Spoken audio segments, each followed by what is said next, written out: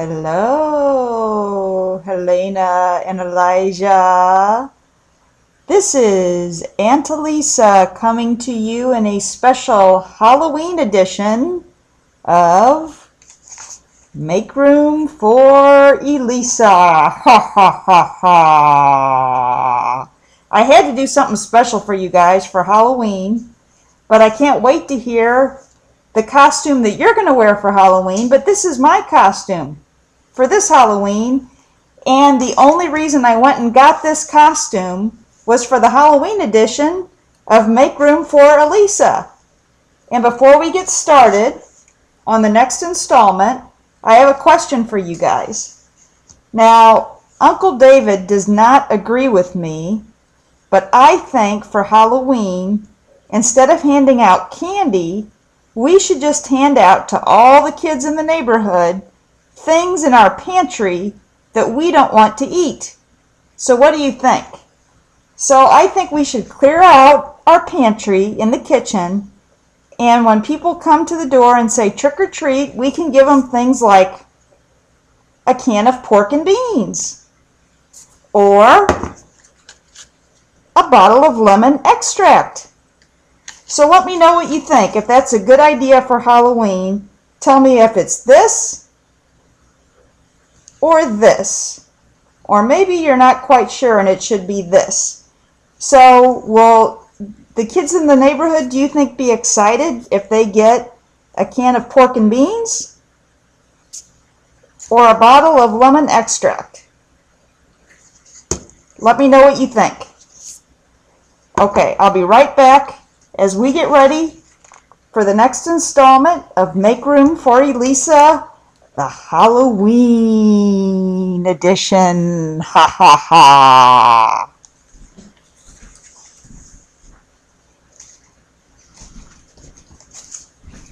I'm back. Don't you think this is scarier than this? I think this is scarier. Okay, here we go. The Halloween edition of Make Room for Elisa. If you remember where we left off, Elisa and her little brother Russell had just found out that their mother was having a baby in October. "Is the baby a boy or a girl?" asked Russell. "That will be a surprise for all of us," said Mr. Michaels. "You may have another sister, Russell, or perhaps this time you will have a little brother." "Let's vote," said Russell. He had been learning about elections at school. "I want a brother," he said. "What do you vote for, Dad?" "A baby isn't something you vote for," said Mr. Michaels. "I want a sister," said Elisa. "We'll just have to wait until October and see," said Mrs. Michaels. "How long is it till October?" asked Elisa. "Count it out," said Mr. Michaels. "This is May. What comes next?" "May, June, July, August, September, October," shouted Elisa.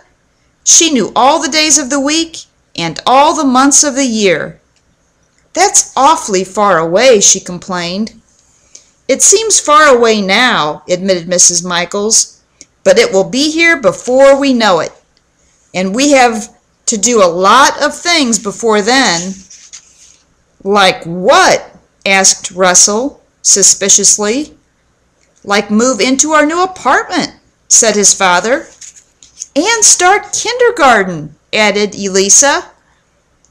Mr. Michaels brought the bowl of strawberries to the table.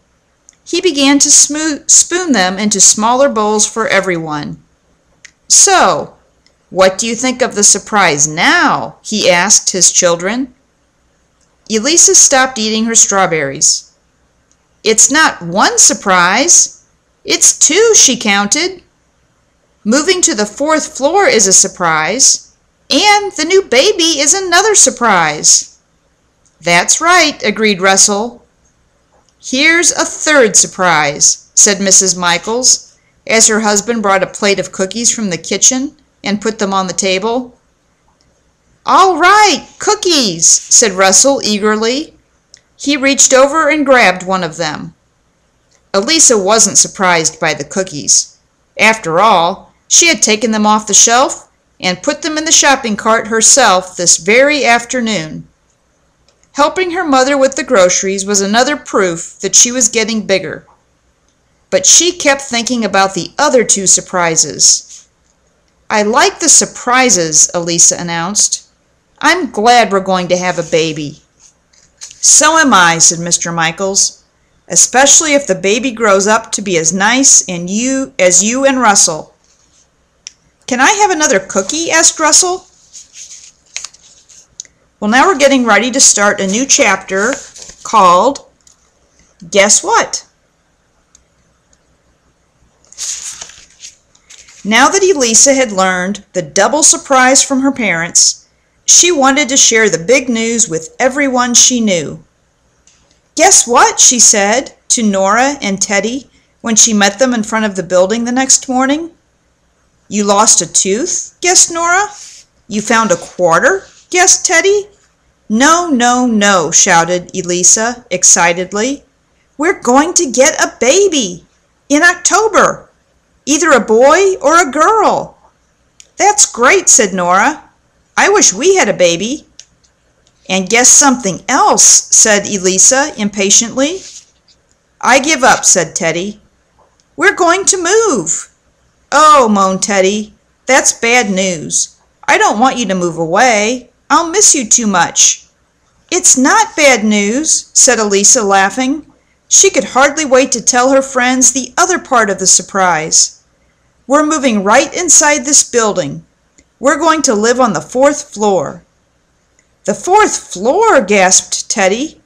"Then you'll live even nearer to us than ever." Nora and Teddy and their parents had an apartment on the 7th floor.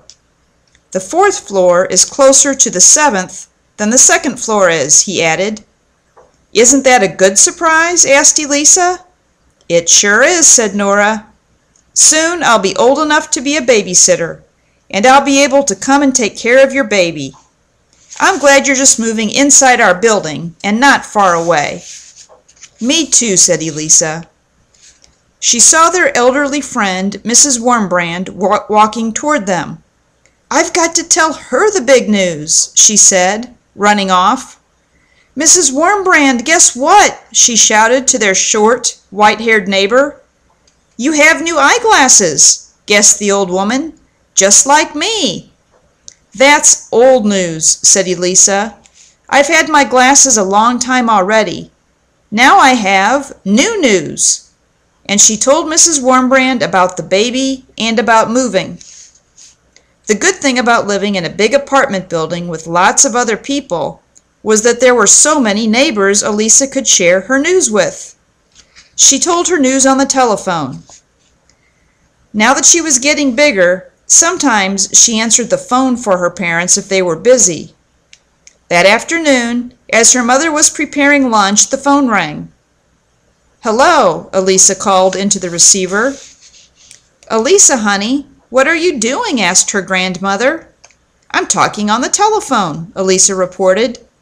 "So you are, and so am I," said her grandmother. "How are things?" "Oh, Grandma, guess what?" asked Elisa. She then proceeded to tell her grandmother all the news. "In October, I'm going to come for a long visit," said her grandmother. "Then I'll be able to visit with you and help your mother with the baby, too." "Will you really sleep at our house for a long time?" asked Elisa. "Absolutely, positively," her grandmother promised. "And I'll bring a new outfit for airmail." "Oh, goody, goody," Elisa shouted into the phone. Since her grandmother had been the one to make airmail, she would know exactly what size to make new clothing for the doll. "And we'll all stay in the new apartment. 4H, Elisa announced.